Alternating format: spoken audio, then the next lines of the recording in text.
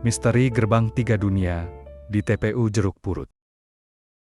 Di suatu malam yang lembab dan senyap, di bawah redupnya lampu-lampu jalan TPU Jeruk Purut, sepasang suami istri datang dengan langkah berat. Raut wajah mereka tirus karena seminggu terakhir nyaris tanpa tidur.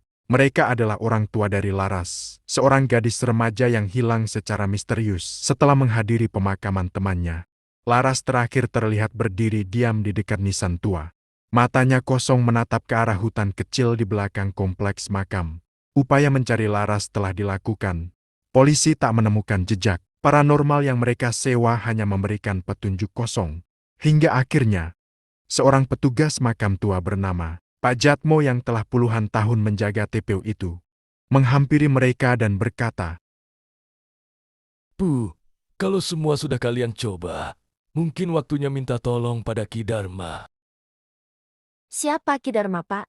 Ki Dharma bukan orang pintar yang bisa dipanggil sembarangan. Beliau adalah penjaga batas yang memisahkan antara han yang tak terlihat dengan dunia kita. Ki Dharma hanya datang dan membantu jika memang masalah ini berkaitan dengan batas antara hidup dan mati. Petugas makam itu memberikan selembar kain kafan kecil. Di dalamnya terdapat seutas rambut dan tanah kering. Letakkan ini di pintu rumah. Kalau dia memang harus datang, dia akan datang. Malam itu, rumah keluarga Laras sunyi. Tak ada dua terdengar, hanya keheningan. Tapi udara berubah, dan sesosok pria tua berdiri di ambang pintu. Jubah hitamnya seperti menyatu dengan malam. Ki Dharma. Ia tak banyak bicara, menatap mata sang ibu, dan dalam diam, ia melihat bayangan Laras terjebak dalam ruang tak bernama.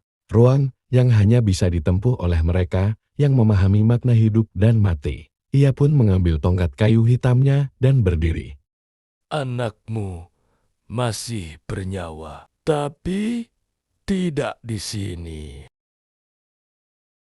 Di tengah malam, Ki Dharma tiba di TPU Jeruk Purut, di bawah pohon bodi tua yang akar-akarnya menjulur seperti tangan-tangan halus dari perut bumi.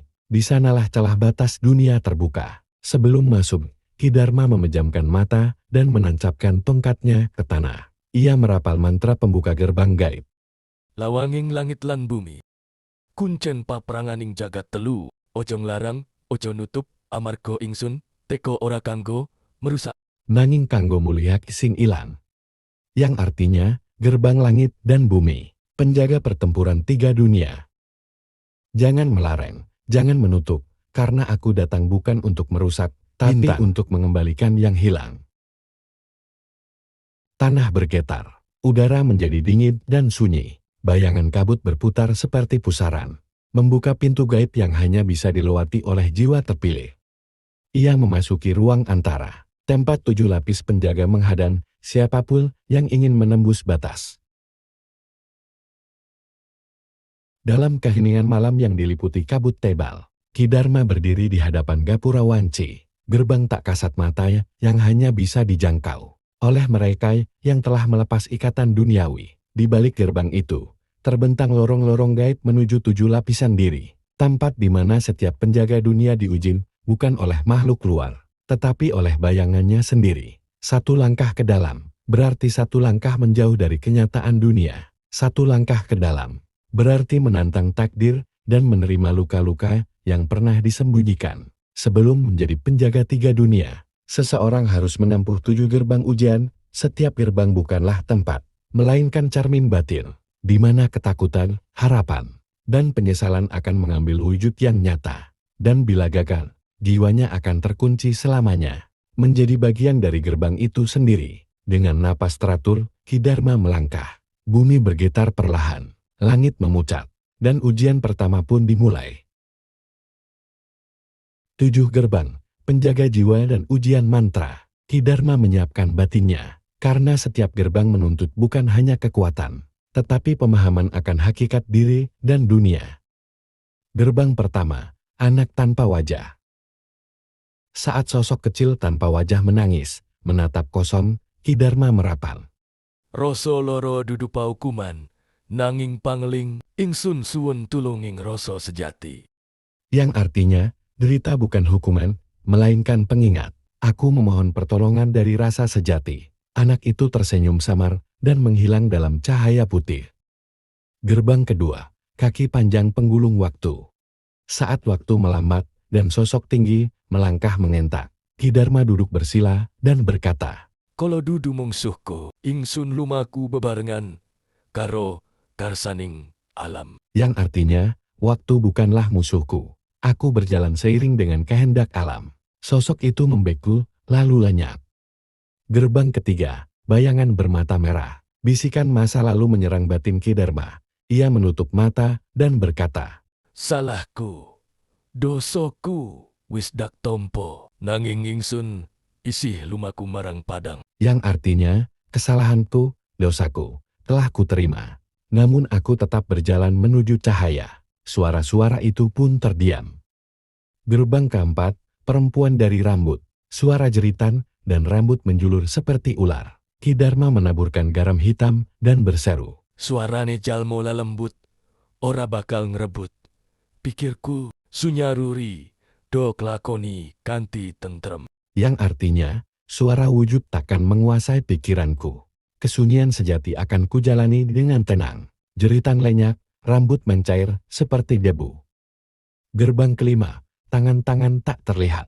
Cengkraman dari tanah meraih tubuhnya. Ki Dharma menyentuh tanah dengan keris dan berdoa. Kang ngengku awak lan roso, pepasten dudu, panggonanku nang kono. Yang artinya, yang memegang tubuh dan rasa, takdir bukanlah tempatku berada di sana. Tangan-tangan itu luruh, mundur ke tanah. Gerbang keenam, penghuni sunyi. Sosok dengan wajah kerudung menunjukkan masa depan gelap. Ki Dharma menatap balik dan berkata, Opo sing bakal kelakon? Dudu paukuman, nanging pitutur, kang kudu diwaspada. yang artinya, apa yang akan terjadi bukanlah hukuman, melainkan pelajaran yang harus diwaspadai. Sosok itu tersenyum tipis dan memudar. Gerbang ketujuh, bayangan diri sendiri. Sosok yang mirip Ki Dharma berdiri di hadapannya. Tanpa perlawanan, ia mendekat dan berbisik. Ingsun dudu kang sampurno, nanging ingsun gelem njogo. Yang artinya, aku bukan yang sempurna, tapi aku bersedia menjaga. Bayangan itu melebur masuk ke dalam dirinya. Pancer tiga dunia, dan tiga lapisan keberadaan. Langkah Ki Dharma terasa lebih berat saat ia keluar dari gerbang ketujuh. Di balik puncak kesadaran spiritual, masih ada satu pertanyaan besar yang harus dijawab. Mengapa Laras diambil? Siapa yang menahannya? Dan untuk apa? Jawaban itu datang saat kabut menyibat, memperlihatkan sebuah bayangan besar berbentuk pusaran, pancer tiga dunia, titik temu yang tak boleh disentuh manusia biasa. Tiga dunia, tiga lapisan keberadaan. Bisik suara dari balik pusaran. Dunia pertama, jagat manusia. Ini adalah dunia tempat raga dan waktu berlaku. Dunia ini berjalan dalam hukum sebab akibat, terang dan gelap, kehidupan dan kematian. Laras berasal dari sini, seorang gadis kota, rasional, skeptis, hidup dalam logika dan teknologi.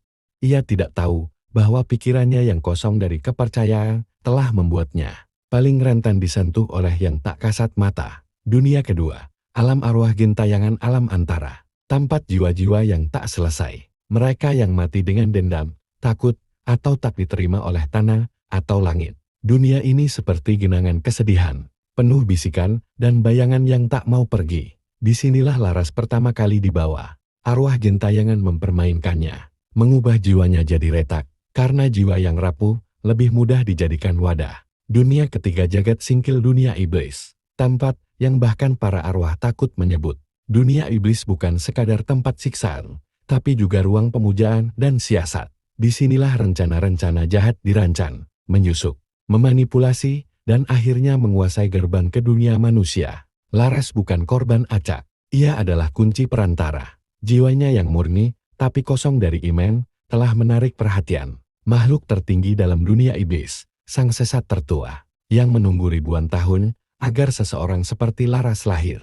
Satu jiwa, jika disesatkan sempurna, bisa membuka gerbang tengah, dan saat itu terbuka para iblis akan berjalan dalam tubuh manusia. Rencana mereka, Laras ditahan bukan sekadar disiksa, ia sedang diubah perlahan.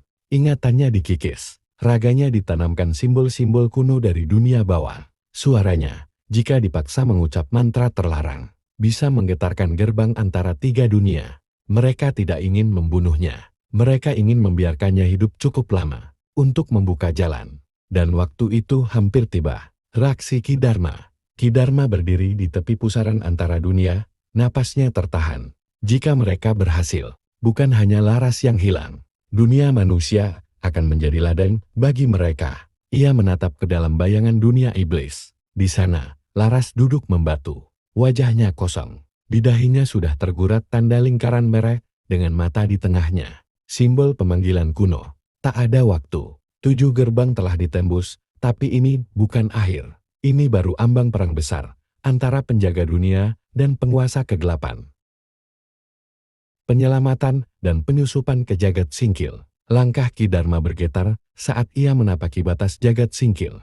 Dunia di mana suara tak selalu berasal dari mulut, dan bayangan bisa lebih nyata dari tubuh. Dunia ini bukan hanya hitam, tapi penuh kilap merah darah dan bisikan yang menggulung seperti kabut panas. Di kejauhan nampak altar raksasa berwarna hitam dengan sinar merah di atasnya. Di tengahnya, Laras tergantung dalam posisi terbalik. Tubuhnya diselimuti jaring mantra, dan jiwanya terbelah 3. Satu bagian masih menyala samar, jiwa aslinya. Satu bagian terperangkap dalam lingkaran simbol, dan satu bagian sudah berubah jadi api pemanggil. Di sekeliling altar, 3 pemuja hitam dengan mata kosong dan mulut menjulur lidah panjang, menari dalam irama yang tak terdengar oleh manusia. Di atas mereka, langit robek, dan dari sana turun tangan raksasa yang menyusuri celah antar dunia. Itu adalah sang sesat tertua, salah satu dari penguasa iblis paling jahat.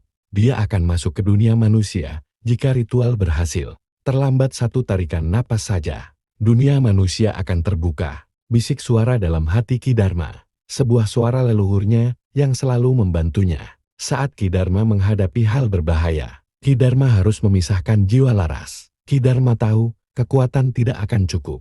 Jika ia menyerang altar itu, jiwa Laras bisa hancur dan dunia bisa pecah. Ia harus masuk ke dalam jiwa Laras sekali lagi. Namun kini di dalam versi jiwanya yang sudah dikendalikan iblis. Tanpa ragu, Ki Dharma menggenggam keris pusaka, membacakan mantra pamungkas. Wani nyabrang raiku, melebutan katon. Rohing tulus, dak tampi nyawamu kang dudu. Artinya, berani menyeberang wajahku ke dalam ambang kelam. Roh yang murni, aku terima walau bukan milikku. Cahayanya menembus altar dan menyelubungi Laras. Seketika Ki Dharma masuk ke dalam dimensi jiwanya yang telah dibalik. Di dunia jiwa Laras, segalanya terbalik. Langit berwarna ungu gelap, tanahnya seperti kaca merah membara. Sosok Laras duduk di tahta api yang melayang. Dikelilingi bayangan-bayangan kecil yang tertawa, menangis, lalu hening dalam sekejap. Matanya tajam, bukan seperti manusia lagi. Bibirnya tersenyum sinis. Dirinya sendiri kini menjadi sesuatu yang asing. Ia menertawakan penderitaan semua yang mencoba menyentuhnya. Ia tidak mengenali siapapun, tidak takut apapun. Ia berkata, "Aku ini ratu. Dunia memilihku. Kau siapa, lelaki tua?" Ki Dharma tidak menjawab. Ia hanya meneteskan satu tetes darahnya ke tanah jiwa itu, tanah yang membara. Dari tetesan itu, muncullah sosok bayangan dengan wajah Laras kecil saat ia takut, saat ia sendiri, saat ia bertanya, "Kenapa aku hidup?" Ki Dharma mendekati bayangan kecil itu dan berbisik lembut, "Karena kau belum selesai. Kau hidup untuk mencegah dunia ini hancur." Bayangan Laras kecil berlari, menembus semua aral, memeluk dirinya sendiri yang duduk di tahta. Api padam, tahta runtuh, jiwa Laras, untuk pertama kalinya, menjadi satu kembali pada bentuk sejatinya, kebangkitan dan penolakan. Di altar dunia iblis, tubuh Laras bergetar hebat, cahaya menyilaukan meledak dari altar. Para pemuja hitam menjerit, tubuh mereka meleleh dalam pancaran cahaya putih suci. Tangan iblis yang keluar dari cahaya, merah di atas altar yang nyaris menembus celah. Antar dunia terbakar hebat, dan mundur ke celah dimensi yang kini berguncang. Sang sesat tertua merong. Ritual terputus. Jiwa itu sudah kembali jadi miliknya. Tubuh Laras terkulai tak sadarkan diri di atas altar. Ki Dharma segera memanggul tubuh Laras, lalu melompat masuk ke dalam pusaran antara 3 dunia. Dunia iblis bergetar dan mulai runtuh. Pintu antar dunia menutup perlahan. Seketika pusaran antar dunia tertutup. Tubuh Ki Dharma dan Laras meluncur bebas. melewati celah tipis antara keberadaan dan ketakberadaan. Mereka mendarat keras di atas tanah berlumut, sunyi, dingin, dan penuh kabut tipis. Laras membuka matanya, gemetar, napasnya terputus-putus. Di sekeliling mereka, tampak barisan nisan tua, pohon beringin, dan aroma kemenyan yang sama. Tak ada suara kendaraan, tak ada manusia lain, hanya sunyi, dan angin malam yang membawa desa roh. Kita di pemakaman, bisik Laras. Ki Dharma menatap sekeliling dengan mata dalam. Ia mengangguk pelan. Ini TPU Jeruk Purut, satu dari 7 titik rawan, gerbang antar 3 dunia yang masih terbuka. Gerbang yang nyaris terbuka. TPU Jeruk Purut bukan hanya tempat arwah dimakamkan. Bagi mereka yang bisa merasakan, tempat ini adalah titik kelah, di mana dunia manusia, arwah gentayangan, dan dunia iblis hanya dipisahkan oleh selapis kabut keyakinan. Selama berabad-abad, gerbang ini dijaga oleh banyak penjaga tak terlihat.